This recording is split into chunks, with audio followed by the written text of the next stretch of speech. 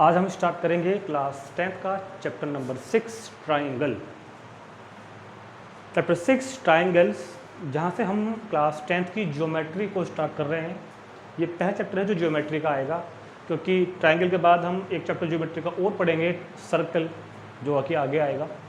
ठीक है, अब से पहले हमने जो चैप्टर किए थे वो ज्योमेट्री के नहीं थे। ठीक है, तो ज्योमेट्री का जो चैप्टर स्टार्ट हो रहा है हमारे पास क्लास 10 में केवल दो या तीन चैप्टर ही मुझे लगता है कि ये इसके ज्योमेट्री के हैं। एक सर्किल आएगा, आगे एक ट्राइंगल। ठीक, इससे पहले भी हमने क्लास 9th में चैप्टर ट्राइंगल के नाम से ये पढ़ा था, और उस चैप्टर में हमने पढ़ी थी congruency of triangle.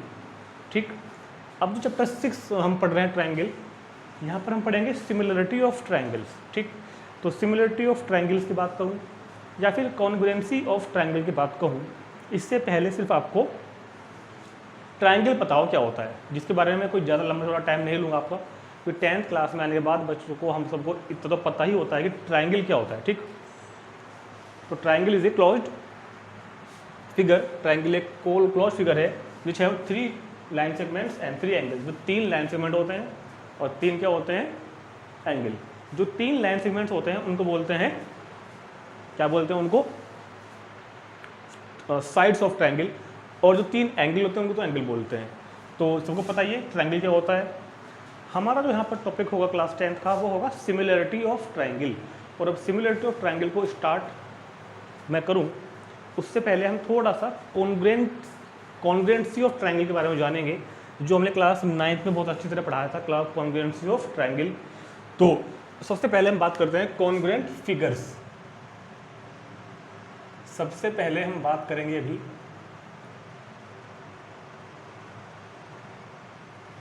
Congruent figures. देखो, अभी मैंने कॉन्ग्रुएंट फिगर लिखा है, मैंने अभी भी कॉन्ग्रुएंट ट्राइंगल नहीं लिखा। पहले मैं आपको कॉन्ग्रुएंट फिगर्स क्या होती है वो बताऊंगा, उसके बाद मैं आपको सिमिलर फिगर क्या होती है वो बताऊंगा, उसके बाद हम जाके पहुंचेंगे सिमिलर ट्राइंगल पर, सिमिलरिटी ऑफ ट्राइंगल पर। ठीक, तो कॉन्ग्रुएंट फिगर वो होती हैं जो सेम साइज हो जिनका और सेम शेप हो। देखो, यहाँ पर जो मैं नोट्स लिखाऊंगा वो सिर्फ शॉर्ट में लिखाऊंगा, क्योंकि हमारे इस पूरे सिलेबस में थ्योरेटिकल क्वेश्चन कहीं नहीं आया करने के लिए। तो आपको पता हो कि कॉन्ग्रुएंट फिगर क्या होती है। मैं चाहूँ तो आपको लिखा सकता हूँ कॉन्ग्रुएंट फिगर की राइटिंग में कि 2 फिगर्स, 2 और more figure are said to congruent if they have same size and same shape. लेकिन इतना लंबा थोड़ा लिखने की मुझको कोई जरूरत नहीं है। सिर्फ आप याद रखो कि congruent figures same size, same shape and same size. मतलब साइज भी और शेप भी दोनों सेम होनी चाहिए, तो उनको बोलते हैं congruent figure. Size and shape बिल्कुल कैसी हो, सेम। जैसे कि मैं कहूँ कि कोई स्क्वायर बनाओ, फॉर एग्जांपल मैंने कहा कि कोई स्क्वायर बनाओ जिसकी साइड 1 सेंटीमीटर की हो। ठीक, ये कोई स्क्वायर है 1 सेंटीमीटर की साइड वाला। और अब मैंने दूसरे बच्चों को कहा कि तुम भी एक स्क्वायर बनाओ जिसकी साइड 1 सेंटीमीटर की हो। देखो, फिलहाल मैं मेजर नहीं कर रहा हूँ, मैं केवल एक आइडिया ले रहा हूँ, इसलिए मैं इसको बता रहा हूँ इस तरीके से। ठीक, तो देखो, शेप मतलब दोनों स्क्वायरिकल शेप के हैं। साइज, दोनों की साइज मैंने क्या साइड कितनी ली थी, 1 सेंटीमीटर। तो these 2 figure are congruent figure because they have same shape and same size. इसी तरह ट्राइंगल भी हो सकते हैं। इसी तरह ट्राइंगल भी हो सकते हैं। मान लो कि ये कोई इक्विलैटरल ट्राइंगल है, इक्विलैटरल छोड़ो, ये कोई ट्राइंगल है, इसकी ये तीनों साइड 3, 4, 5 सेंटीमीटर की हैं। और इन जितने एंगल ये वाले हैं ना, सिर्फ सेम उन्हीं एंगल से मैंने एक ट्राइंगल और बनाया, उनकी मेजरमेंट भी मैंने 3, 4, 5 ही रखी। तो ये ट्राइंगल दोनों क्या है, कॉन्ग्रुएंट। अच्छा, कॉन्ग्रुएंट का एक मीनिंग और भी होता है जो अक्सर स्कूल में बताया जाता है, और बहुत अच्छा मीनिंग है समझने के लिए, कि 2 फिगर अगर एक दूसरे को पूरी तरह कवर कर ले, अगर 2 फिगर एक दूसरे को पूरी तरह ढक दें, एक के ऊपर एक मैं रख दूँ। मान लो मैं इस ट्राइंगल को उठाऊँ और इसके ऊपर ऐसे रख दूँ, तो ये इसको पूरा का पूरा ओवरलैप कर लेगा, पूरा कवर कर देगा। तो ये इसको बोल लेंगे हम कॉन्ग्रुएंट फिगर। ऐसे ही ये स्क्वायर उठाकर मैं अगर इस स्क्वायर के ऊपर रख दूँ, क्योंकि सेम शेप है और साइज भी दोनों का सेम है, 1, 1, 1। तो अगर 2 फिगर एक दूसरे को पूरी तरह ढक लेते हैं, तो जैसे कि 1 रुपये का सिक्का लिया मैंने, कॉइन लो, आप 1 रुपये का कॉइन लो, जो एक जैसे हो बिल्कुल देखने में, क्योंकि कई बार ऐसा होता है ना, एक सिक्का अलग तरह का है, एक अलग तरह का है। 1 रुपये का सिक्का जो दोनों एक जैसे हों, अगर आप उनको ऊपर से रखोगे तो दोनों दूसरे को ढक लेंगे, तो दोनों सिक्के कैसे बोले जाएंगे, कॉन्ग्रुएंट्स। ठीक है, तो कॉन्ग्रुएंट फिगर मतलब same shape and same size. ये बात हुई है कॉन्ग्रुएंट फिगर की। हमेशा याद रखना, सेम शेप और सेम साइज। अब हम नेक्स्ट बात के बारे में बताते हैं, सिमिलर फिगर। अब आता है मेरे पास सिमिलर फिगर। अभी हम सिमिलर ट्रायंगल पे नहीं जा रहे हैं, थोड़ी देर पहुंचेंगे। अब मेरे पास आता है सिमिलर फिगर। सिमिलर फिगर में देखो क्या होता है, सिमिलर फिगर में होता है same shape, same shape. Similar figure में होता है same shape but not necessarily, but not necessarily, but not necessarily, but not necessarily same size. मतलब ये जरूरी नहीं है सेम साइज की साइज सेम हो, शेप तो सेम होनी चाहिए दोनों की शेप सेम होगी, लेकिन साइज सेम हो या ना हो ऐसा कोई जरूरी नहीं है। ये हो भी सकता है और नहीं भी हो सकता, ठीक है। तो देखते हैं एक बार और, same shape but not necessarily same size. सुनो कैसे, मान लो मैंने एक सर्कल बनाया 1 सेंटीमीटर रेडियस का, बहुत ध्यान से देखना, ये क्या है, एक सर्कल 1 सेंटीमीटर रेडियस का, और एक और सर्कल बनाया तो ये क्या है 2 सेंटीमीटर रेडियस का, मान लो, ठीक। तो दोनों की सेम, तो दोनों की जो शेप है वो तो सेम है ना, ये भी सर्कुलर है, ये भी सर्कुलर है, मतलब ये भी सर्कल है, ये भी सर्कल है, बट साइज इनको तो दोनों का अलग अलग हो गया, तो इनको हम बोलेंगे सिर्फ सिमिलर फिगर। ये सिमिलर है, कॉन्ग्रुएंट नहीं है।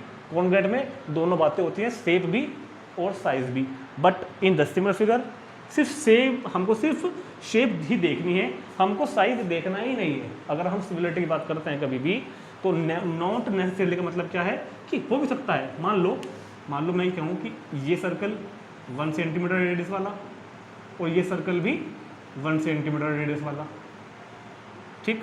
अब जरा इन दोनों के बारे में बात करूंगा और फिर इन दोनों के बारे में बात करूंगा। तो ये वाले सिमिलर हैं क्या, ये बताओ। हाँ सिमिलर हैं, क्योंकि उनका शेप एक जैसी है, दोनों की शेप कैसी है, एक जैसी है, तो हाँ ये दोनों सिमिलर हैं।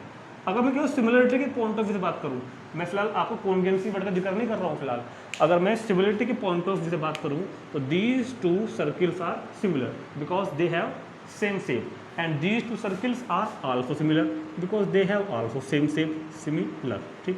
तो अगर हम बात करते हैं सिर्फ सिमिलरिटी के पॉइंट ऑफ व्यू से, तो दोनों, ये वाला पेयर भी सर्कल्स का और वो वाला पेयर भी, दोनों सिमिलर है। हम क्योंकि इस चैप्टर में हम कॉन्ग्रुएंसी की बात ही नहीं करेंगे, लेकिन बताना जरूरी है, कई बार बात एग्जाम वगैरह में या फिर कंपटीशन में आ जाती है कि what is the difference between similarity and congruency. तो अगर हम अब मैं बात करूँ, दोनों बातें करता हूँ, दोनों बातें मैंने अभी बात की थी केवल सिमिलरिटी की, तो दोनों सर्कल सिमिलर हैं क्योंकि दोनों सर्कल के शेप के हैं, ये भी दोनों सिमिलर हैं क्योंकि सर्कल के शेप के हैं। अगर मैं साथ साथ कॉन्ग्रुएंसी की बात भी करूँ तो ये दोनों सिमिलर तो हैं ही, बट नॉट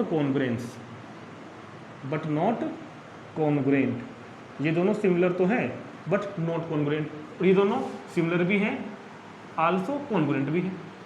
अगर हम सिमिलरिटी और कॉन्ग्रुएंसी की बात करें तो क्या है, अगर हम सिमिलरिटी और कॉन्ग्रुएंसी की बात करें तो ये वाला पेयर सिमिलर है, कॉन्ग्रुएंट नहीं है क्योंकि साइज अलग हो गया, और ये वाला सिमिलर भी है और कॉन्ग्रुएंट भी है। तो हमको, लेकिन हाँ मैं आपको पहले बताना चलूँगा, हमको पूरे चैप्टर में जो भी हमारा टॉपिक होगा, जो हम लोग डिस्कस करेंगे, वो सिर्फ सिमिलरिटी के बारे में करेंगे, हमको जिक्र करना ही नहीं है कॉन्ग्रुएंसी का, मतलब हमको साइज देखना ही नहीं है, ठीक। अब तो कॉन्ग्रुएंसी क्या मतलब है, कॉन्ग्रुएंसी किसे बोलते हैं और सिमिलरिटी किसे बोलते हैं, समझ में आ गया होगा ना, ठीक है। अगर आप चाहे तो उसको नोट कर लो, बल्कि कर लो, फिर मैं बताता हूँ आपको नेक्स्ट बात। तो स्टूडेंट्स नेक्स्ट बात ये है, अब नेक्स्ट बात ये है, कहाँ से स्टार्ट करें, थोड़ा सा रब कर दूँगा इसको, चलो अगर कहो तो चलो यहीं बताता हूँ, क्योंकि रब तो मुझे करना नहीं इसको। नेक्स्ट बात मैं आपको यहाँ बताने वाला हूँ, इस वाले बॉक्स के अंदर बताऊँ, ये दोनों स्क्वायर, मैंने पूछा कि क्या दोनों स्क्वायर, देखो मेरा क्वेश्चन सुनना, क्या दोनों स्क्वायर सिमिलर हैं, हाँ सिमिलर है, दोनों का शेप स्क्वायर है। क्या दोनों कॉन्ग्रुएंट हैं, हाँ दोनों कॉन्ग्रुएंट भी हैं, दोनों सिमिलर भी हैं। अब यहाँ आता हूँ, अब मेरे से क्वेश्चन सुनना, क्या दोनों कॉन्ग्रुएंट हैं, हाँ दोनों कॉन्ग्रुएंट हैं और दोनों सिमिलर भी हैं। ये वाले दोनों कॉन्ग्रुएंट भी हैं और सिमिलर भी हैं, ये वाले कॉन्ग्रुएंट नहीं है, सिर्फ सिमिलर हैं। तो हम क्या ये कह सकते हैं क्या कि दो फिगर अगर कॉन्ग्रुएंट हैं तो सिमिलर भी होती हैं। Two figures are congruent then these two figures also similar. अगर अभी लिखवाऊंगा नोट बनाकर, तो याद रखना अगर दो फिगर कॉन्ग्रुएंट होंगी, पहले एक रफ नोट लिख लो, रफ नोट लिख लो, इफ कॉन्ग्रुएंट देन सिमिलर, अभी इसको मैं आपको लैंग्वेज में लिखवा दूंगा थोड़ी देर बाद, ठीक है। तो अगर दो फिगर कॉन्ग्रुएंट होती हैं तो सिमिलर जरूर होती हैं। जैसे देख लो, दोनों कॉन्ग्रुएंट है ना, सिमिलर भी हैं, दोनों कॉन्ग्रुएंट है ना, सिमिलर भी है, दोनों कॉन्ग्रुएंट है ना, सिमिलर भी है। लेकिन ये थी पहली बात। अब दूसरी बात, अगर दो फिगर सिमिलर हैं, दोनों फिगर अगर सिमिलर हैं, देन मे बी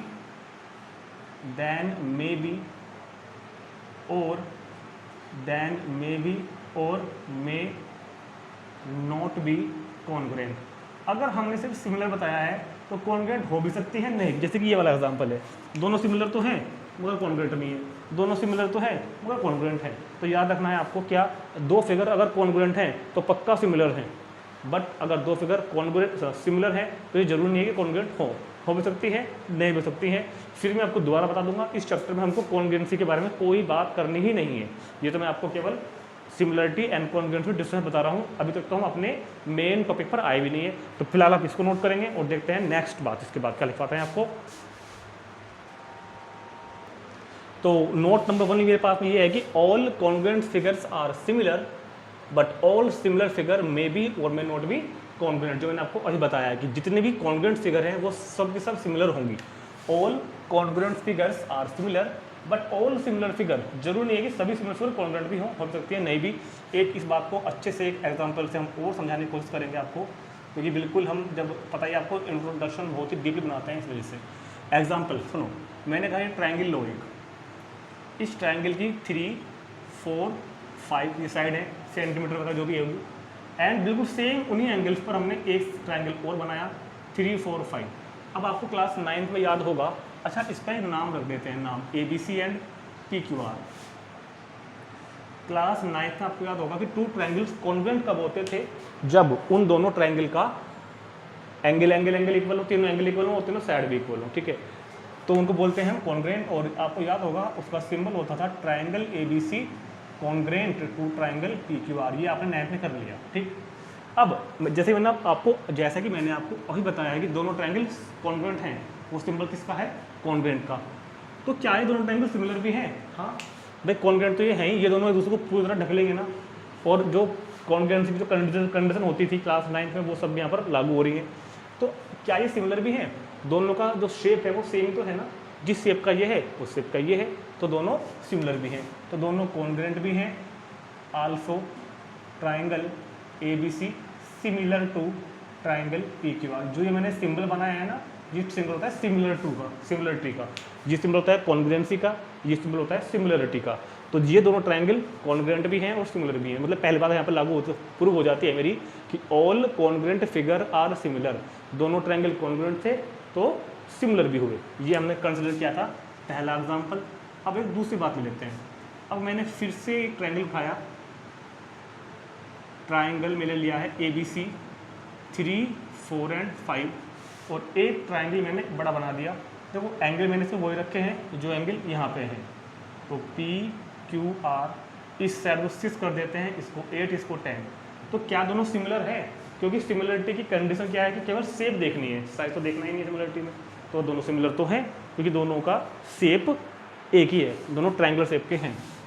तो हम क्या लिखेंगे, triangle ABC similar to triangle PQR। But क्या ये कॉन्ग्रुएंट है? कॉन्ग्रुएंट होने में क्या होना चाहिए, तीनों साइड इक्वल होनी चाहिए, जो क्लास 9 में बताया गया था। लेकिन दोनों साइड यहाँ पर तीनों साइड तो इक्वल नहीं है ना, तो triangle ABC is not congruent. Triangle ABC is not congruent, काट के triangle ABC is not congruent to triangle PQR, ठीक। क्योंकि हमारा जो टॉपिक है वो मेन ट्राइंगल के ऊपर है, तो मैं ज़्यादा एग्जाम्पल ट्राइंगल के लेने की कोशिश करूँगा। बात लागू है हर फिगर के लिए, सर्कल हो, क्वाड्रिलेटरल हो, ट्राइंगल हो, ठीक है। तो ट्राइंगल तो मैंने सिर्फ वैसे यहाँ पे ले लिए हैं, तो यहाँ से बात बिल्कुल क्लियर हो जाती है कि ऑल कॉन्ग्रुएंट फिगर, चाहे वो ट्राइंगल ही क्यों ना हो, आर सिमिलर। जितनी भी फिगर्स कॉन्ग्रुएंट होंगी तो वो सिमिलर भी होंगी, बट अगर सिमिलर हैं तो ज़रूरी नहीं है कि वो कॉन्ग्रुएंट भी हों। तो अगर दो फिगर्स हमारे पास सिमिलर नहीं, कॉन्ग्रुएंट है तो सिमिलर होंगी, और अगर सिमिलर हैं तो कॉन्ग्रुएंट हैं तो सिमिलर होंगी, और अगर सिमिलर हैं तो ये जरूरी नहीं है कि कॉन्ग्रुएंट भी हों। तो ये बात आपको सिमिलरिटी क्या होती है, कॉन्ग्रुएंसी क्या होती है, एंड सिमिलरिटी एंड कॉन्ग्रुएंसी में क्या क्या अंतर है, मैंने सब आपको बता दिया है। अब थोड़ा सा अपना टॉपिक की तरफ मूव करते हैं, इसको नोट कर लो और रब कर देंगे इसको। फिर यहाँ से हम अब यहाँ से हमारा टॉपिक थोड़ा थोड़ा स्टार्ट हो रहा है। अब जो हमारे पास एक रूल है उसको बोलते हैं general rule for similar figures. Similar figures को चेक करने के लिए क्या जनरल रूल होगा, और यहाँ पर जैसे कि मैंने बताया है हम मेन जो स्टडी करने वाले हैं वो सिमिलरिटी ऑफ ट्रायंगल की करेंगे, ठीक है। तो सुनो, general rule for similar figures. Similar figures के लिए जो जनरल रूल है वो ये है, लिखते हैं कि two polygons of same number of sides are similar if. दो पॉलीगन जिनमें नंबर ऑफ साइड्स सेम होंगी, सिमिलर होंगे कब? फर्स्ट, अगर पहली condition their corresponding angles are equal, उनके कोरस्पॉन्डिंग एंगल इक्वल हों, and second their corresponding sides are proportional, उनकी कोरस्पॉन्डिंग साइड्स भी कैसी हों? प्रोपोर्शनल हों। लेकिन अब दिक्कत क्या है ना, आप लोगों को, मुझे पता है ना, आपको में से कुछ को तो पॉलीगन का मतलब नहीं पता होगा, फिर आपको कोरस्पॉन्डिंग का मतलब तो खैर किसी को नहीं पता होगा अभी तक के, और प्रोपोर्शनल का मतलब भी कुछ बच्चों को नहीं पता होगा। तो पहले मैं इन तीन वर्ड्स का मतलब बता देता हूँ आपको, पॉलीगन, कोरस्पॉन्डिंग और प्रोपोर्शनल। फिर आपको ये बात मैं एक बार दोबारा समझाता हूँ। देखो, पॉलीगन्स क्या होता है, जैसे कि हमने कहा ट्राइंगल, ट्राइंगल में कितनी साइड होती हैं? 3। फिर होता है क्वाड्रिलेटरल, क्वाड्रिलेटरल में कितनी साइड होती हैं? 4। अगर कोई 5 साइड वाला है ट्राइंगल, क्वाड्रिलेटरल, अगर 5 साइड वाला है तो उसको क्या बोलते हैं? पेंटागन, याद है ना, पेंटागन। अगर कोई 6 साइड वाला है, अगर कोई फिगर 6 साइड वाली है तो उसको बोलते हैं हेक्सागोन, 6 साइड वाली को। अगर 7 है तो बोलते हैं हेप्टागोन, और 8 है तो बोलते हैं ऑक्टागन, ठीक है, जिसमें 8 होंगे। तो अगर किसी, आपने मेन आज तक ट्राइंगल और क्वाड्रिलेटरल पढ़ी है, कभी एक आदमी आपने पेंटागन ही पढ़ लिया होगा। मेन आपने पढ़ी है ट्राइंगल, क्वाड्रिलेटरल, पेंटागन 5 साइड वाली फिगर, हेक्सागन 6 साइड वाली फिगर, ऐसे हेप्टागन और ऑक्टागन। इन सभी का एक कॉमन वर्ड, कॉमन नेम होता है। इन सभी को हम कॉमन नेम देते हैं पॉलीगन। ये सब पॉलीगन है। पॉली मतलब बहुत सारे, पॉली मतलब होता है बहुत सारा, गॉन मतलब होता है साइड, ठीक। जैसे कि आप स्टूडेंट्स हैं, किसी का नाम रोहित है, किसी का नाम राहुल है, किसी का नाम अमित है, तो आपके नाम अलग अलग है ना, रोहित, राहुल, अमित, मगर आप सब हैं क्या? स्टूडेंट्स, ठीक। ऐसे ही ये सब क्या है? ट्रायंगल, क्वाड्रिलेटरल, पॉलीगन, इनका मेन नाम जो इनका कॉमन नेम क्या है? पॉलीगन। तो कोई पॉलीगन जिसकी 3 साइड होती हैं उसको बोलते हैं ट्रायंगल, कोई पॉलीगन जिसकी 4 साइड होती हैं उसे बोलते हैं क्वाड्रिलेटरल। तो ये रूल लिखवाया है ना, ये पॉलीगन के लिए है, मतलब ये सभी के लिए है, चाहे वो पॉलीगन आपका ट्रायंगल वाला पॉलीगन क्यों ना हो, चाहे वो क्वाड्रिलेटरल क्यों ना हो, लेकिन same number of side, same मतलब रूल अगर लगाओगे तो ट्रायंगल में ही लगाओगे या फिर क्वाड्रिलेटरल में लगाओगे। ऐसा नहीं कि ये रूल आप कंपेयरिंग कर रहे हो ट्रायंगल की और क्वाड्रिलेटरल की एक साथ नहीं करनी। ट्रायंगल की ट्रायंगल के साथ कंपेरिजन करनी है, क्वाड्रिलेटरल की क्वाड्रिलेटरल के साथ कंपेरिजन करनी है। Two polygons of same number of sides are similar, two polygons of same number of sides are similar अगर उनके कोरस्पॉन्डिंग एंगल्स इक्वल हों। कोरस्पॉन्डिंग वर्ड को मैं अभी इधर लिख रहा हूँ क्योंकि इसका मतलब मैं आपको अभी थोड़ी देर बाद बताऊँगा। कोरस्पॉन्डिंग, इसका मतलब मुझे आपको अच्छी तरह समझाना पड़ेगा, क्योंकि कोरस्पॉन्डिंग का मतलब their corresponding angles are equal. फिलहाल के लिए आप ये मान सकते हो उनके एंगल इक्वल हो, फिलहाल के लिए केवल 3-4 मिनट के लिए मान लो कि कोरस्पॉन्डिंग एंगल मतलब कि उनके एंगल इक्वल हों और उनकी जो साइड्स हों वो प्रोपोर्शनल हों। प्रोपोर्शनल का मतलब होता है इक्वल रेशो में होना। प्रोपोर्शनल का मतलब क्या होता है? Equal ratio. अगर साइड्स का रेशो इक्वल है तो हम बोलते हैं कि साइड प्रोपोर्शनल है, ठीक है। मान लो मैंने कहा 2 और 4, 2 and 4 और 4 and 8, बताओ प्रोपोर्शनल है क्या दोनों? हाँ, क्योंकि इनका रेशो 2 और 4 का रेशो क्या आएगा? 1/2। 4 and 8 का रेशो भी क्या आएगा? 1/2। तो ये क्या होते हैं? प्रोपोर्शनल। तो अभी आपको सब बातें समझाएंगे हम यहाँ पर क्या नाम है फिगर बनाकर। तो general rule for similar for figure, two polygons of same number of sides are similar. Two polygons of same number of side, same number of side इससे लिखा है कि या तो ट्रायंगल लोगे आप या फिर क्वाड्रिलेटरल लोगे आप या पेंटागन। अच्छा, हमारे सिलेबस में ये आगे के तो है नहीं, पेंटागन, हेक्सागन, हेप्टागन नहीं है। और सिर्फ पहले स्लाइड में क्वेश्चन दिया हुआ है क्वाड्रिलेटरल का, उसके बाद तो हमको सिर्फ ट्रायंगल पढ़ना है, ठीक है। तो पॉलीगन मतलब समझ में आ गया, कोरस्पॉन्डिंग में आपको भी थोड़ी देर बाद बताऊंगा ही, और प्रोपोर्शनल मतलब होता है इक्वल रेशो। तो दो पॉलीगन जिनमें सेम नंबर ऑफ साइड्स हों उनको सिमिलर बोलेंगे अगर उनके कोरस्पॉन्डिंग एंगल इक्वल हो और उनकी कोरस्पॉन्डिंग साइड प्रोपोर्शनल हो। प्रोपोर्शनल मतलब कैसे हो, इक्वल रेशो में। तो समझते हैं इस एग्जाम्पल को एक बार। देखो इधर ये मेरे पास एक कोई क्वाड्रिलेटरल हो गया, ठीक। इस क्वाड्रिलेटरल का नाम मैंने रखा ABCD। ये एक क्वाड्रिलेटरल है, इसका नाम कितना दिया मैंने, ABCD। ये मैंने मान लिया एंगल 120, ये मैंने मान लिया 60, ये मैंने मान लिया 120 और ये मैंने कितना मान लिया 60, ठीक है।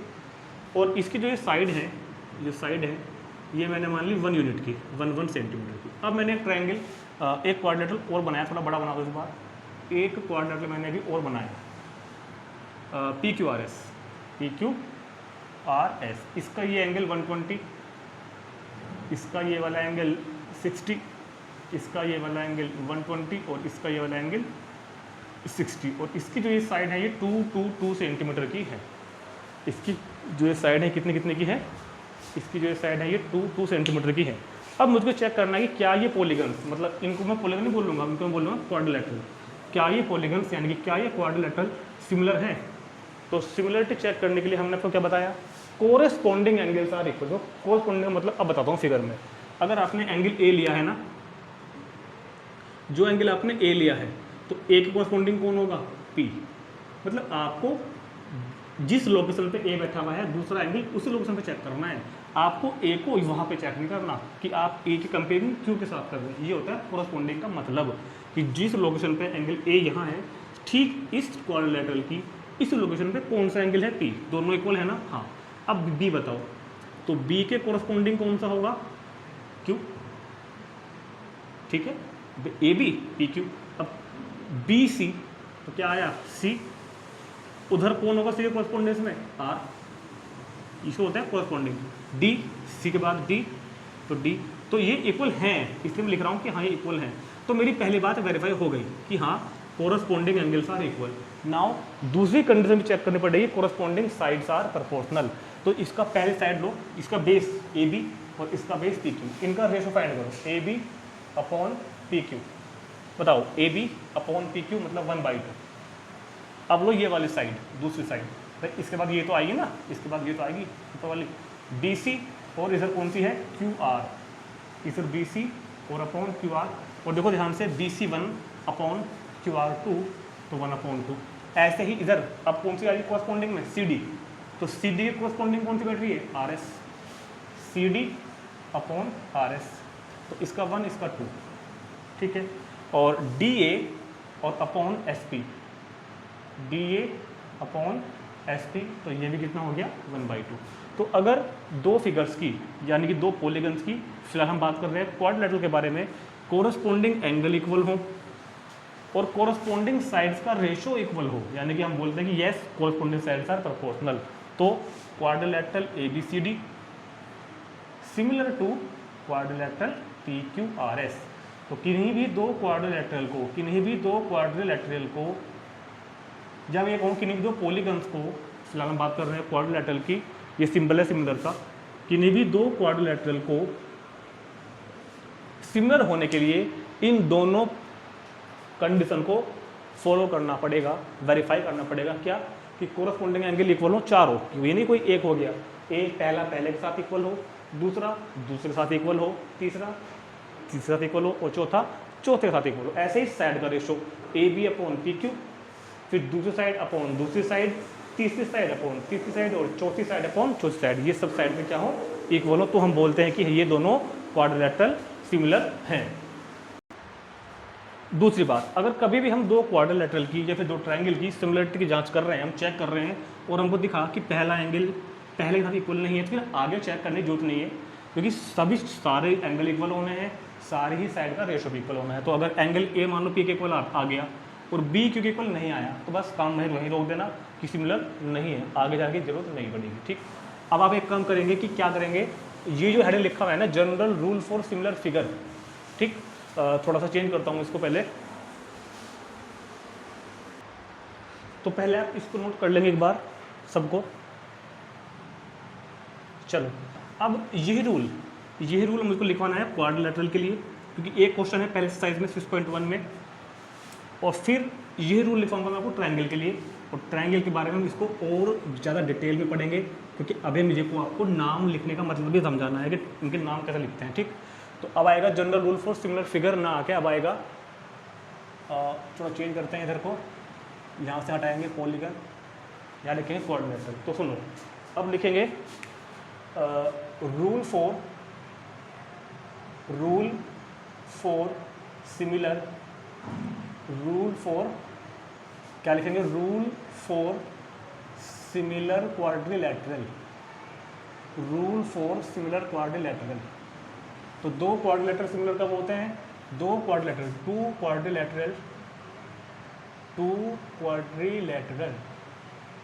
क्वाड्रिलेटरल, और इसको हटाना से टू क्वाड्रिलेटरल, इसे भी हटाना पड़ेगा, two quadrilateral are similar, to quadrilateral are similar if their corresponding angles are equal and their corresponding sides are proportional। तो क्वाड्रिलेटरल का रूल तो यही हो गया, और जो एग्जाम्पल अभी मैंने इधर समझाया था आपको वही एग्जाम्पल काम कर जाएगा क्वाड्रिलेटरल के लिए। और क्वाड्रिलेटरल का हमारे पास सिर्फ एक ही क्वेश्चन है हमारे सिलेबस में, ठीक। अब देखते हैं रूल फॉर सिमिलर ट्रायंगल। तो अब हम इसी नोट में चेंज कर रहे हैं, यहाँ पर जहाँ पर क्या लिखा हुआ है क्वाड्रिलेटरल, वहाँ पर चेंज कर देंगे इस बार हम सिमिलर, और यहीं से हमारा टॉपिक जो है वो मुख्य रूप से मेन तरीके से हमारा टॉपिक स्टार्ट होगा, क्योंकि हमको जो पढ़ना है वो सिमिलरिटी ऑफ ट्रायंगल पढ़नी है, ठीक।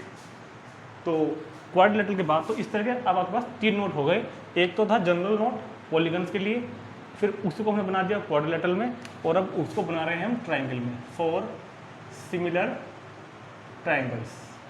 तो टू ट्रायंगल्स क्या लिखेंगे, two triangles are similar if their corresponding angles are equal and their corresponding sides are in equal ratio, ठीक। यहीं से हमारा मेन टॉपिक स्टार्ट होता है, और अब बहुत ध्यान समझनी है ये एग्जांपल कि किस तरह हम दो ट्रायंगल की सिमिलरिटी को प्रूव करेंगे। और एक होता है नाम लिखना कि triangle ABC similar to triangle PQR, जो बहुत इंपॉर्टेंट है, और अक्सर 90% बच्चे उस नाम को लिखने में मिस्टेक कर देते हैं, ठीक। बहुत ध्यान समझना है इधर। तो हम लेते हैं दो ट्रायंगल, हमने लिया पहले ट्रायंगल ABC, सुनो मेरी बात, दो ट्रायंगल लेता हूँ, एक ABC, और इस ABC का एंगल है ये वाला एक 70 डिग्री, ठीक है, एक कितना है 50 डिग्री, और दूसरा एंगल है इसका 60 डिग्री, और ये साइड 5 सेंटीमीटर, ये 6 सेंटीमीटर, ये 7 सेंटीमीटर। अब मेरे पास एक दूसरा ट्रायंगल है ऐसे सेम, थोड़ा इसकी साइज मैंने बड़ी कर दी, PQR, इसका ये वाला एंगल 70 डिग्री, इसका ये वाला angle 50 degree, and this angle 60 degree. और यहीं से आपको ध्यान से समझना है कि ट्रायंगल की सिमिलरिटी हमारे सिलेबस में आएगी मेन। तो ये मैंने मान ली 7.5 की सेंटीमीटर की है, ये 9 के मान लेता हूँ, ये 7.5, ये 9, और ये मैंने मान ली 10.5। अब मुझको किसी ने कहा कि चेक करो कि दोनों ट्रायंगल सिमिलर है या नहीं, this two triangles are similar और नॉट। तो दोनों ट्रायंगलों को सिमिलरिटी चेक करने के लिए आपको देख के अंदाजा नहीं लगाना, जो मैंने आपको सबसे शुरुआत में समझाया था। कभी आप जो शुरू की 5-6 मिनट की वीडियो को देखो जाकर, वहाँ बताया था ना, congruent figure and similar figure, two figures are said to be congruent if they have same shape and same size, and two figures are said to be similar if they have same shape but not necessarily same size. तो जरूरी नहीं है कि केवल आपने इनका shape देख ली कि हाँ दोनों ट्रायंगुलर शेप की हैं, जरूरी नहीं है, आपको ये बातें चेक करनी पड़ेंगी। ट्रायंगल सिमिलर होते भी हैं, नहीं भी होते हैं। अगर ये दोनों बातें अप्लाई हो रही हैं, दोनों बातें आपने वेरीफाई कर दी, तो ही ट्रायंगल सिमिलर होंगे, अदरवाइज नहीं होंगे, ये बात ध्यान रखना। तो इस सारे बेसिक्स के ऊपर ही हमारा पूरा चैप्टर डिपेंड करेगा। बहुत ध्यान से देखना है, मुझे चेक करना है कि क्या दोनों ट्रायंगल सिमिलर हैं। तो सुनो मेरी बात बहुत ध्यान से, कोरस्पॉन्डिंग एंगल देखो, इसका एंगल ए, इसका एंगल ए, और इसका एंगल ए 70 का है, तो उधर 70 का कौन है, पी, दोनों इक्वल हो गए। चलो अब दूसरा एंगल देखो, ए के बाद कौन सा आएगा, इधर ए के बाद कौन सा आएगा, बी, तो उधर ए के बाद कौन सा, उधर पी के बाद कौन सा आएगा। जैसे इधर ए के बाद बी आया, उधर पी के बाद क्यू आ रहा है, दोनों 50-50 हैं क्या, यस। अब इधर बी के बाद कौन आ रहा है, सी, और उधर क्यू के बाद कौन आ रहा है आर, तो सी, और उधर आर, तो कितना हो गया 60 डिग्री। चलो जी, तो पहली बात तो वेरीफाई हो गई कि हाँ एंगल्स इक्वल है। अब कोरस्पॉन्डिंग साइड्स को रेशो चेक करो।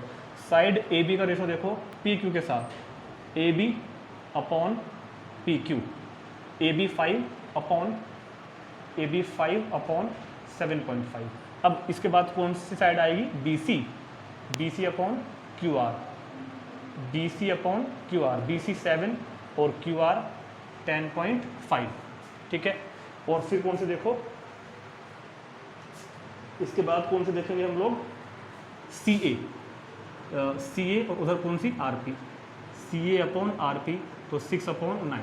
अब जस्ट सोल्व तो करो आगे इसको, पॉइंट हटाओ, जीरो बढ़ाओ, तो 25 चलाओ, 25 2 जा एंड 25 3 जा। चलो जी, इसमें पॉइंट हटाओ, जीरो लगाओ, ये कटेगा 35 से, 35 दूनी 70, 35 से 105, ये भी किससे कटेगा 2 से, 3 दूनी 6 और 3 3, तो हाँ इक्वल साइड्स का रेशो भी इक्वल आ गया। तो सुनो, सिंस क्योंकि कोरस्पॉन्डिंग एंगल्स आर इक्वल, क्योंकि angle A is equal to angle P के आया, angle B is equal to angle Q के आया, angle C is equal to angle R. Corresponding angles are equal and corresponding sides are proportional. Proportional means equal ratio, इनका ratio equal आया, A B upon P Q, दूसरी B C upon Q are, और तीसरी सी ए upon R P, इनका ratio भी equal आया। तो हम कहेंगे येस दीज टू ट्रायंगल, नाम क्या है इनका, A B C, similar to triangle P Q R, triangle A B C similar to triangle P Q R. तो दो ट्रायंगल्स की सिमिलरिटी को चेक करने का आपको बाकायदा ये प्रोसेस लगाना है, सिर्फ देख के ही, कभी आप देख के अंदाजा लगा लो कि हाँ दो ट्रायंगल सिमिलर हैं या नहीं। दूसरी बात, यहाँ तो मैंने एग्जाम्पल बहुत ईजी लिया था कि आपको दिख भी रहे होंगे, ये ट्रायंगल टेढ़े मेढ़े होकर भी आ सकते हैं, रोटेट होकर भी आ सकते हैं। अभी दिखाऊंगा आपको करके, जैसे आपने क्लास 9 में पढ़ा होगा कॉन्ग्रुएंसी में, ऐसे कन्फ्यूज करने के लिए यहाँ भी आएगा सिमिलरिटी में। अभी मैं लूँगा एक एग्जाम्पल और लूँगा अगला। तो आपको सिर्फ देख के कभी अंदाजा नहीं लगाना कि ट्रायंगल सिमिलर है अब या नहीं, बाकायदा आपको ये प्रोसेस अपनाना है। पहले कोरस्पॉन्डिंग एंगल्स को चेक करेंगे, तीनों इक्वल आ गए, फिर कोरस्पॉन्डिंग साइड्स का रेशो चेक करेंगे, और अगर ये दोनों बातें वैलिड हैं तो कहेंगे कि हाँ these two triangles are similar. These और सिमिलरिटी का साइन ये रहेगा, these two triangles are similar. अब इसको नोट करो, क्योंकि अभी मैं आपको थोड़ा सा इसका नाम लिखना भी समझाऊंगा कि इसका हम नाम कैसे रखते हैं, ठीक। तो इसको आप पहले आप इसके ऊपर थोड़ा नोट कर लो जरा जल्दी फटाफट।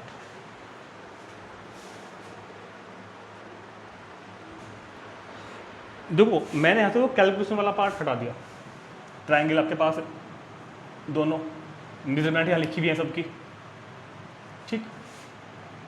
और ये भी कि हाँ कोरस्पॉन्डिंग एंगल इक्वल थे, A P B Q C R, ठीक है। अभी मैं आपको कोरस्पॉन्डिंग मतलब का, कोरस्पॉन्डिंग वर्ड का और डीपली मतलब समझाऊंगा, और एक बात और बताऊंगा कि ट्रायंगल का नाम जो रखा है ना मैंने, ए बी सी और पी क्यू आर, इस नाम का बहुत बड़ा इंपॉर्टेंस है। अच्छा, इसका नाम कुछ और भी हो सकता है वैसे, इसके नाम हम बच्चे जो हैं एग्जाम में कई बार गलत भी कर देते हैं, हमको पता नहीं चलता कि हम सही करके आए गलत करके आए, ठीक। तो आपको क्या करना है, पहले दो वर्ड सीखने पड़ेंगे आज। एक वर्ड होता है क्लॉकवाइज और दूसरा वर्ड होता है एंटी क्लॉकवाइज।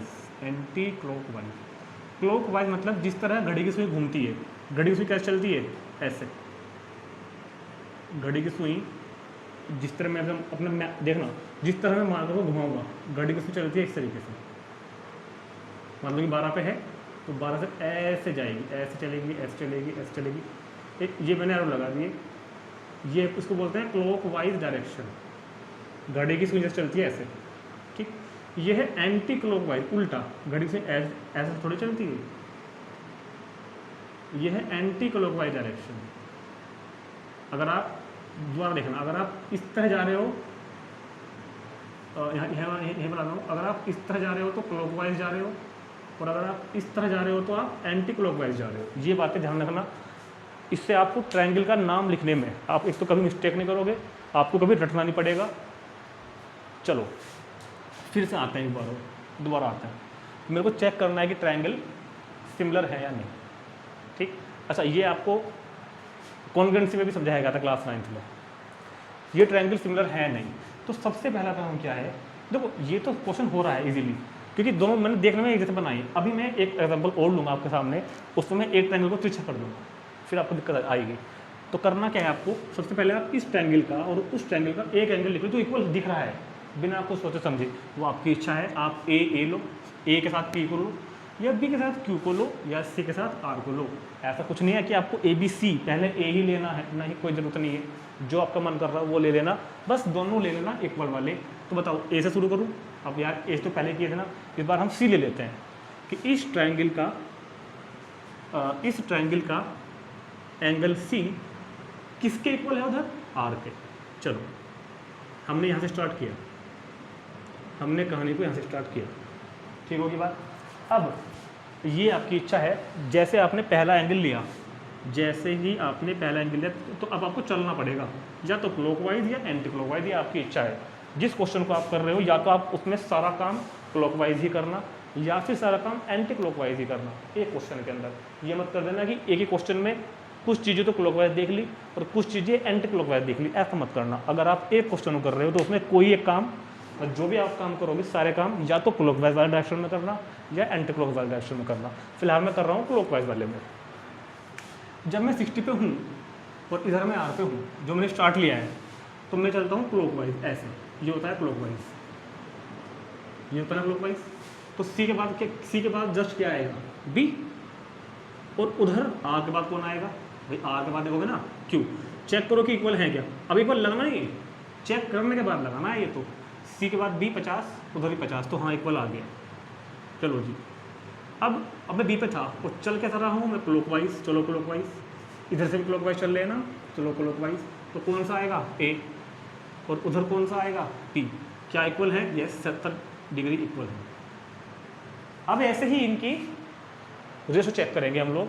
रेशो चेक करने के लिए हम देखता हूँ, सबसे पहले कोई भी साइड का रेशो जो इक्वल हो पहले वो ले लेना। मेरे को दिख जाए इजीली कि ये रेशो मैं फाइंड कर सकता हूँ इजीली। 6/9 2/3 होता है। तो मैंने लिया AC, मैंने लिया AC के साथ में कौन? AC के साथ में कौन? PR। और इनका रेशो कितना दिखाया मैंने? 2/3। अब मैं चल कैसा रहा हूँ? क्लॉकवाइज। तो AC के क्लॉकवाइज चलोगे तो कौन सी आएगी? AC के बाद CB। नाम बहुत ध्यान से रखना है। AC के बाद CB और उधर PR के बाद RQ। PR के बाद कौन सी आएगी? RQ। इनका रेशो देखो, CB 7 और RQ 10.5। और अभी इसको जब मैंने डिवाइड किया था तो 2/3 ही आया था। अब मैं CB ले चुका हूँ, CB के क्लॉकवाइज चल रहा हूँ मैं, तो BA, CB के क्लॉकवाइज BA, और उधर RQ के क्लॉकवाइज QP, मतलब 5/7.5, तो ये भी 2/3।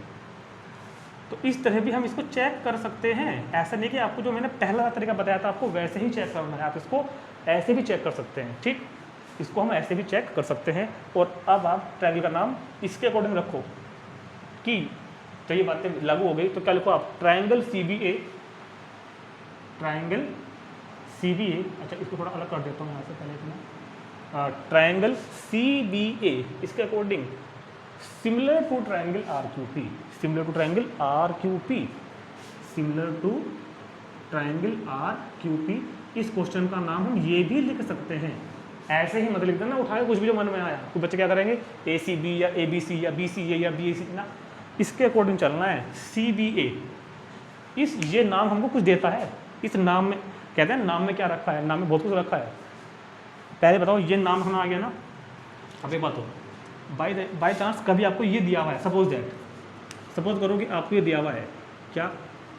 ट्रायंगल, अच्छा क्या दिया हुआ है? Triangle CBA similar to triangle कितना, क्या कर दिया मैंने इधर? RQP। तो इस पर लिखा है, अगर ये जो नाम लिखा है ना, इसके अंदर कुछ बातें छिपी हुई हैं। ये हमको कुछ छुपी हुई जानकारी देता है, हाइड इन्फॉर्मेशन। ये आपको जल्दी से कोई बताएगा भी नहीं है। इस नाम में कुछ हाइड इन्फॉर्मेशन हैं। कौन कौन सी? पहली इन्फॉर्मेशन ये है कि अगर कभी लिखा हुआ है triangle CBA similar to triangle RQP, अब आप ये मान लो कि ये सब जानकारी नहीं है आपके पास, तो आप ये से निकालना कि जो पहला है वो पहले के इक्वल होगा।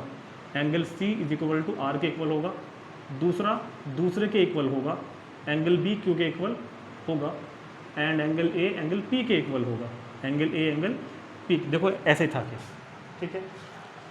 दूसरा साइड का रेशो बनता है इस तरीके से C B pair upon R Q, C B upon R Q, C B upon R Q equal होगा, अगला वाला लो B A upon Q P, B A upon Q P, और तीसरा आएगा देखो सी बी आ गया था पहले, बी ए फर्स्ट और थर्ड सी ए, और फर्स्ट और थर्ड आर पी। तो ये भी साइड के रेशो निकल के आएंगे ऐसे ही आपके A C upon P R, P R क्या लो यार, पी आर पी का लो की बात है, C B upon R Q, ये रहा C B upon R Q, B A upon Q P, B A upon Q P, ठीक। अच्छा पहले वाले के जो हमने पहले लिखा हुआ था वो भी ये जानकारी दे रहा है, चेक करो, चाहे ए के इक्वल पी होगा, देखो ए के इक्वल पी होगा, बी के इक्वल क्यू होगा, एंगल बी के इक्वल क्यू होगा, एंगल सी के इक्वल आर होगा, एंगल सी के इक्वल आर होगा। तो मतलब कहने का ये है कि जो आपको जो ये नाम जो रखने हैं, जो आपको एंगल का सिलेक्शन करना है कि कौन सा एंगल किसके इक्वल है या किस साइड का रेशो किस साइड का प्रोपोर्शनल है, उसको आपको क्लॉकवाइज चूज़ कर लेना या एंटी क्लॉकवाइज चूज़ कर लेना। अभी मैं एक एग्जांपल और लूँगा, इसको आप नोट करो, उसमें मैं साइड को थोड़ा सा रोटेट करके रखता हूँ अभी आपको कंफ्यूज करने के लिए और अच्छा तरह से समझाने के लिए। Note it down.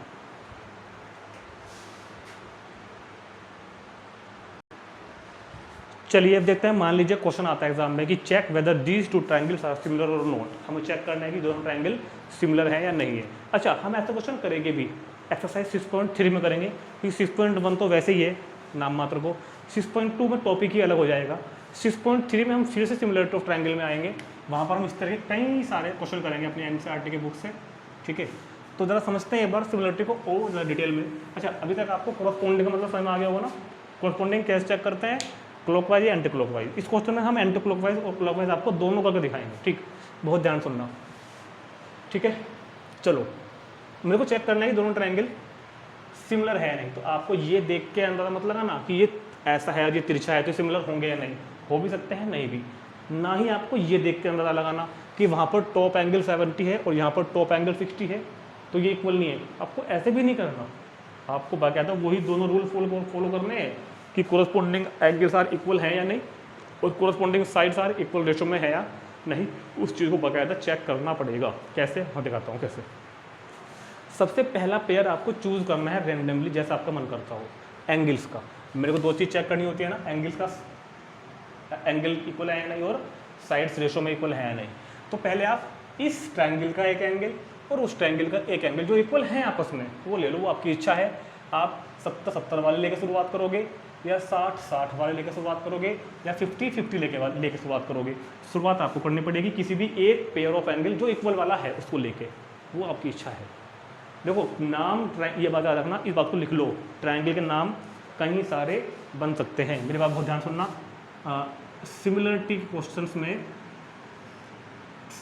क्वेश्चन में ट्रायंगल्स के नाम बहुत सारे बन सकते हैं, बहुत सारे, यानी कि 1 2 3 ही फिक्स है, कम से कम 9 तो बन सकते हैं। बहुत सारे नाम ट्रायंगल के नाम बहुत सारे क्या हो सकते हैं, बन सकते हैं। नंबर 1 बात तो नोट कर लेना, सिमिलरिटी क्वेश्चन में ट्रायंगल के नाम कई सारे बन सकते हैं, ABC या ACB या BAC या BCA, या अगर हम इनके परमुटेशन कॉम्बिनेशन बनाएं तो बहुत सारे बनेंगे। दूसरी बात, जब आप एक एंगल के बाद दूसरा एंगल चेक करोगे तो आपकी इच्छा है आप क्लॉकवाइज या एंटी क्लॉकवाइज कैसे भी चल सकते हैं, एंटी क्लॉकवाइज या एंटी क्लॉकवाइज कैसे भी चल सकते हैं। लेकिन एक पर्टिकुलर क्वेश्चन के अंदर लगाना एक ही क्लॉकवाइज, एक ही तरीका है। जिस क्वेश्चन को करने बैठे हो उसमें या तो क्लॉकवाइज करो पूरे ही क्वेश्चन को, या फिर उसको एंटी क्लॉकवाइज ही करो। एक ही क्वेश्चन में दोनों मत कर देना, तो गलती हो जाएगी। तीसरा, जब आप स्टार्टिंग करोगे ना तो आप किसी भी एंगल से शुरू कर सकते हो जो मन में आ रहा है, किसी भी एंगल या फिर साइड। जब आप एंगल चेक करोगे तो किसी भी एंगल से चेक करो, इच्छा है। या फिर जब आप साइड का रेशो चेक करोगे तो किसी भी साइड से चेक करो, किसी भी एंगल या साइड से स्टार्ट कर सकते हैं। ये बात आपको कोई बताएगा नहीं, किसी भी एंगल या साइड से स्टार्ट कर सकते हैं। ये बात ध्यान रखना, नोट कर लो इन बातों को जल्दी से अपने रफ नोट में, ठीक है। अब मैं आपको इसको ना क्लॉकवाइज और एंटी क्लॉकवाइज दोनों से दिखाता हूँ करके। और नाम भी इसके दिखाता हूँ अलग से बना के। तो कभी ये मत देखना कि मैंने ट्रायंगल का नाम कुछ और लिखा, बुक में कुछ और लिखा हुआ है, हो सकता है दोनों सही हो, मेरे भी सही होगा, उनका भी सही होगा, लेकिन हाँ सही होना चाहिए एक्चुअली, विद रीजन सही होना चाहिए, गलत मत लिख देना। अब सुनो, मुझको चेक करना है कि दोनों ट्रायंगल सिमिलर है नहीं, तो किसी एक एंगल से शुरुआत करेंगे जो इक्वल है, चूज़ कर लो, बताओ 50-50 वाला लूँ या 60-60 वाला लूँ या 70-70 वाला लूँ, कौन सा लूँ? चलो 50 ले लेते हैं। 50, यहाँ 50 कौन है? B, वहाँ 50 कौन है? Y। इक्वल है? यस सर इक्वल है। मैंने शुरुआत करी B और Y से, ये मत देखना कि ये तो इस कोने पे है वो उस कोने पे तो इक्वल नहीं है, आपको इक्वल वालों को पहले बार ले लेना, आपकी इच्छा है, कोई बुराई नहीं है। अब आपको ये देखना है कि आप कौन सा डायरेक्शन चूज करोगे, क्लॉकवाइज वाला कि एंटी क्लॉकवाइज वाला। एक क्वेश्चन के लिए एक डायरेक्शन चूज कर लो। पिछला मैंने आपको क्लॉक से कराया था, ये मैं एंटी क्लॉक से कराऊंगा, बल्कि ये तो मैं आपको दोनों से कराऊंगा क्वेश्चन, इधर क्लॉकवाइज करा रहा हूँ इधर एंटी क्लॉकवाइज। तो फिलहाल मैं इस क्वेश्चन को मैं यहाँ लिख देता हूँ, ये मैं आपको एंटी क्लॉकवाइज से करवा रहा हूँ, सिर्फ समझाने के लिए, बेहतर अच्छी तरह समझाने के लिए। एंटी क्लॉक, तो एंटी क्लॉक कैसे होता है?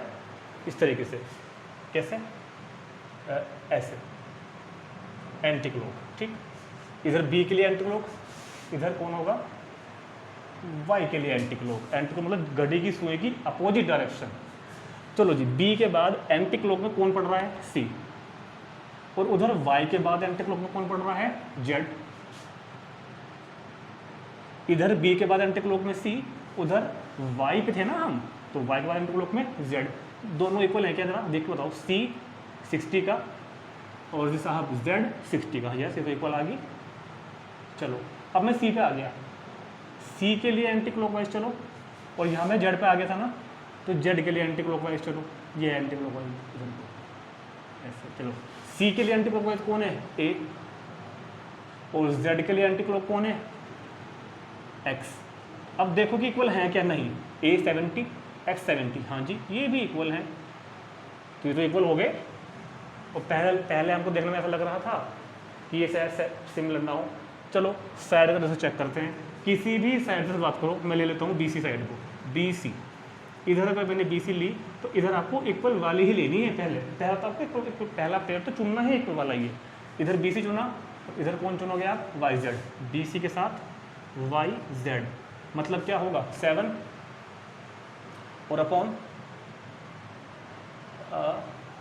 7, ठीक है, 1/1 मतलब 1 आ गया। अब BC के मैं एंटी क्लॉक चल रहा हूँ, BC के एंटी क्लॉक कौन है? CA। BC के एंटी क्लॉक कौन है? CA। और YZ के एंटी क्लॉक, YZ के एंटी क्लॉक कौन आ रही है? ZX। CA की नाप 6 और ZX 6, तो ये भी 1। चलो जी, CA के एंटी क्लॉक कौन है? ये CA थी, तो CA के एंटी क्लॉक कौन है? CA के एंटी क्लॉक है AB। और उधर ZX के एंटी क्लॉक कौन है? ZX के एंटी क्लॉक है XY। ZX के एंटी क्लॉक कौन है जी? XY। तो AB कितने की है? 5, और उधर XY कितने की है? 5, तो इक्वल आ गया ना। तो दोनों कंडीशन फुलफिल होगी, तो क्या लिखोगे? ट्राइंगल इसके अकॉर्डिंग चलना है, triangle BCA similar to triangle YZX, similar to triangle YZX। इस तरह आपको नाम लिखना है ट्राइंगल का, तो ये आपका कभी भी रॉन्ग नहीं होगा, ठीक। बहुत बड़ी तरीके से समझ आ जाएगा आपको इस तरीके से। ये मैंने आपको क्लॉकवाइज समझाया। अब फिर देखते हैं क्वेश्चन को, इधर एंटी क्लॉकवाइज समझाया, अभी इधर मैं आपको इसकी सिमिलरिटी समझाता हूँ फिर क्लॉकवाइज वाले डायरेक्शन में। तो इसको स्क्रीनशॉट या नोट वगैरह कर लो इसको, फिर मैं आपको ये, क्योंकि एरो यहाँ हटाने वाला हूँ, दोबारा बनाता हूँ फिर। चलो देखो, अब सुनो मेरी बात, नाम में वेरिएशन क्यों आएगा, नाम चेंज क्यों हो सकते हैं? क्योंकि मैंने क्या कहा था कि आपको पहला एक पेयर चुन लेना है अपनी तरफ से जो इक्वल हो। तो आपने B लिया था, 50 वाला लिया था, B और Y। हो सकता था हम C वाला लेते और उधर Z, तो फिर नाम C से स्टार्ट होता, नाम अलग आता। फिर आपका क्या आता? फिर नाम आता नाम आपका CAB, और उधर आता ZXY, CAB और ZXY, वो भी ठीक ही होता। तो 6 नाम के अलग अलग नाम तो यहाँ से आ रहे हैं 6, अब 6 आएंगे क्लॉकवाइज वाले से, तो 12-13 नाम इस तरह से पॉसिबल है, ठीक। तो नाम में आपको टेंशन नहीं लेनी, नाम अलग अलग हो सकते हैं। चलो अब देखते हैं इस चीज़ को क्लॉकवाइज। अब मान लो कोई बच्चा कर रहा है इसको कि एक तो शुरुआत कर रहा है मान लो 60 वाले से, इधर चलते हैं क्लॉकवाइज लेके इसको। मान लो कोई बच्चा इस क्वेश्चन को फिर से करने बैठा और वो उसको क्लॉकवाइज करता है मान लो, ठीक है, और वो करता है सी से स्टार्ट, ठीक। तो सी के साथ कंपेरिजन में इक्वल कौन है? जेड। सी के साथ इक्वल कौन है? जेड। ये तो आपको पहले देख के लिखना, क्लॉकवाइज तो आपको अब चलना है। सी के क्लॉकवाइज, क्लॉकवाइज कैसे होती है? ऐसे, सी के क्लॉकवाइज, और इधर आपको देखना है जेड के क्लॉकवाइज। इधर सी के क्लॉकवाइज, इधर जेड के क्लॉकवाइज। तो सी के क्लॉकवाइज में कौन है नेक्स्ट? बी। और इधर जेड के क्लॉकवाइज में कौन है नेक्स्ट? वाई। इक्वल है क्या देख के बता दो मुझे तो। 50 ये सर इक्वल है। इधर अब बी के क्लॉकवाइज में कौन आ रहा है नेक्स्ट? ए। और इधर वाई के क्लॉकवाइज में कौन आ रहा है नेक्स्ट? एक्स। क्या इक्वल है? ए 70 और एक्स भी कितना? 70। तो ये भी आपके दोनों तीनों एंगल इक्वल आ गए। अब साइड देख लो, कोई सी भी साइड से शुरुआत करो। मैं ले लेता हूँ साइड ए सी से, साइड ए सी, और इधर ए सी के कोरस्पोंडेंस कौन है? Z x. 6 की है, ए सी अपॉन जेड एक्स। 6/6 मतलब 1। अब ए सी के क्लॉकवाइज सी बी, ए सी के क्लॉकवाइज सी बी, और इधर जेड एक्स के क्लॉकवाइज जेड वाई। तो इधर सी बी 7 की, इधर जेड वाई 7 की, मतलब कि 1। आपको क्लॉकवाइज एंटी क्लॉकवाइज बहुत ध्यान से समझने पड़ेंगे। अच्छा जी, सी बी के बाद सी बी के क्लॉकवाइज कौन है? B A. सी बी के क्लॉकवाइज में नेक्स्ट कौन है? B A. और इधर जेड वाई के क्लॉकवाइज में नेक्स्ट कौन है? X Y. मतलब 5/5 मतलब 1। तो नया नाम क्या बन के आया? Yes, triangle C B A similar to triangle Z Y X. तो ये मैंने बहुत अच्छी तरीके से आपको ट्राइंगल की सिमिलरिटी समझा दी। दो ट्राइंगल सिमिलर कब होते हैं? जब उनके कोरस्पोंडिंग एंगल इक्वल हो, उनके कोरस्पोंडिंग साइड्स प्रोपोर्शनल हो, यानी कि इक्वल रेशो में हो, और ट्राइंगल के नामों में विविधता, मतलब कि वेरिएशन हो सकता है, नाम अलग अलग हो सकते हैं, नाम किस तरह लिखना है, नाम किस तरह चूज करना है, कंपेरिजन किस तरह करनी है। अगर फिगर उलट पुलट होकर आ जाए तो घबराना नहीं है। क्लॉकवाइज एंटी क्लॉकवाइज सब कुछ मैंने आपको समझा दिया है। ये वीडियो आपको कम से कम 2-3 बार देखनी पड़ेगी और बैठ कर प्रैक्टिस करनी पड़ेगी, ठीक। तो अभी बस आपको मुझे को एक बात और समझानी है, फिर हम मूव करेंगे एक्सरसाइज 6.1 पर। तो स्टूडेंट्स नोट इट डाउन और फिर देखते हैं नेक्स्ट चीज़। एक बात और रह गई बस,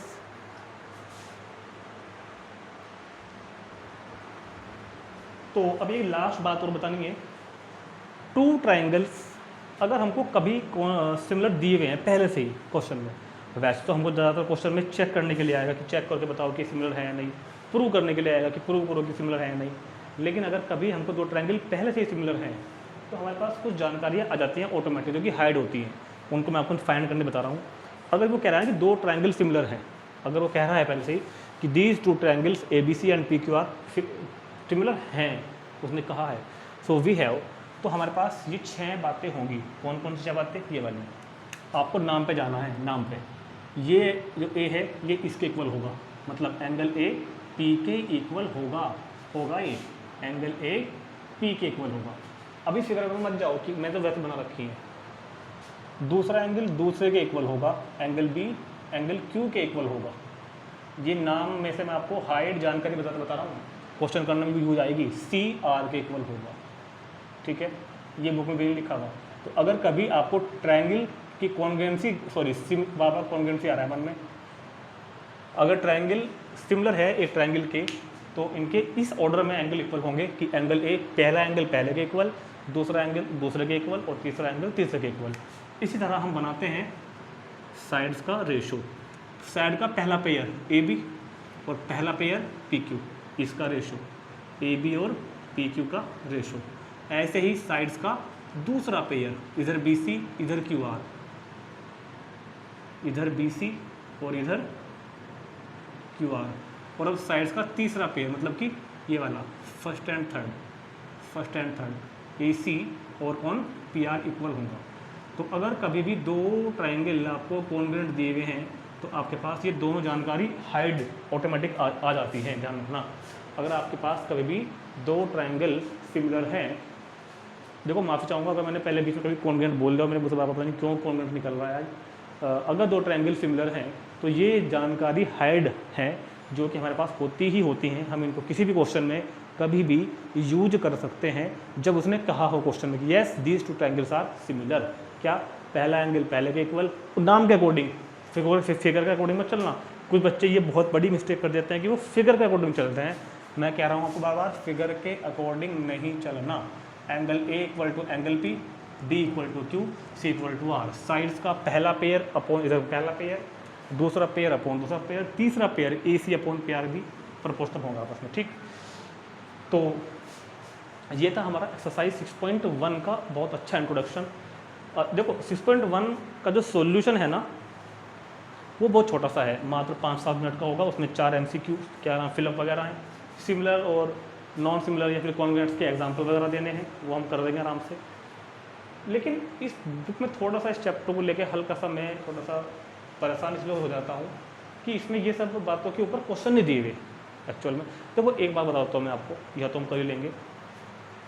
एक सर्वे के अनुसार, अकॉर्डिंग टू ए सर्वे, हर साल क्लास 10th में लगभग 15 लाख बच्चे, CBSE में 15 लाख बच्चे होते हैं जो 10th पास करते हैं मैथ लेकर के।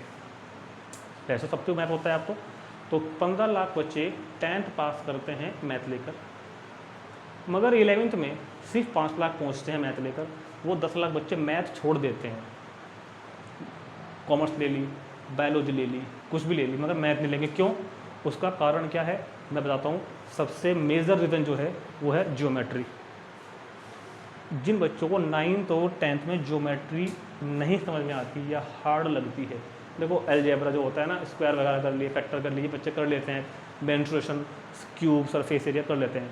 ज्योमेट्री एक ऐसा टॉपिक है जो बच्चे अक्सर थोड़ा सा उसमें फील करते हैं कि ये क्या हो रहा है, समझ में नहीं आता। लेकिन ज्योमेट्री बहुत ईजी है। अगर आप देखो ज्योमेट्री हल्की हल्की शुरू हो जाती है क्लास 6 से आनी, लाइंस, एंगल, बनाना एंगल को, फिर 7th में आती है, फिर 8th में आती है, फिर 9th में आती है। अगर आप ज्योमेट्री को छोड़ के आ रहे हो ना शुरुआत से 6th क्लास में, जो कि आप लोग अक्सर करते हो, ठीक से नहीं पढ़ते, मैं नहीं जानता कि क्या रीज़न रहता है, टीचर नहीं पढ़ाते आपको या आप नहीं पढ़ते, वो मुझे नहीं पता। लेकिन ज्योमेट्री को हम लोग शुरुआत से ही, क्लास ये सच्चाई है, क्लास 6 से ही छोड़ के चलते हैं, और वो क्लास 9, 10th में आकर हमको फिर इतना परेशान कर देती है कि 10th के बाद हमारा ऑटोमेटिक मन होता है कि मैथ छोड़ देते हैं। और इसी वजह से 11th में 15 लाख बच्चों में से 5 लाख के पहुँचते हैं। हाँ, जिनमें से काफ़ी हैं जिनको कॉमर्स में जाना है या बायो में जाना है, लेकिन उन ज़्यादातर बच्चों का मैथ छोड़ने का रीज़न अगर आप पूछो तो आपको ज्योमेट्री ही मिलेगा। तो आपको लेकिन ज्योमेट्री में कमी नहीं करनी। अगर किसी ने भी 6 से लेकर 9 तक की छोड़ रखी है तो खैर मेरे चैनल पे तो 9 से स्टार्ट हो रहा है, 6, 7, 8 का आप पढ़ सकते हैं अपना किसी और सोर्सेज से, ठीक है। हाँ जी, तो वैसे मैं क्या बता रहा था आपको, हाँ, ये जो इंट्रोडक्शन है ना पूरा ये 6.1 का तो है ही, साथ साथ ये हमारा 6.3 में भी काम आएगा। जब हम 6.3 बनाएंगे, जब आप 6.3 पढ़ोगे तो आपको एक्सरसाइज 6.3 का जो मैं इंट्रोडक्शन बनाऊंगा वो तो देखना है, साथ साथ ये भी देख के जाना है, क्योंकि 6.2 जो है वो बीच में एक अलग टॉपिक आ जाता है BPT को लेके। BPT में हम सिमिलरिटी का कोई काम नहीं करेंगे, BPT का अपने आप में अलग टॉपिक है। तो इसके बाद हम करेंगे 6.1 सॉल्यूशन, फिर हम करेंगे 6.2 इंट्रोडक्शन, 6.2 के फिर कुछ एग्जाम्पल करेंगे, क्वेश्चन करेंगे। उसमें मतलब 6.2 के पूरे टॉपिक में इसका कोई रोल नहीं है, इसका रोल दोबारा अब कब आएगा 6.3 में, ठीक। तो बहुत अच्छे से पढ़ें, प्रैक्टिस करें, और मिलते हैं इस एक्सरसाइज के सॉल्यूशन में। 6.1 सॉल्यूशन को लेके आते हैं।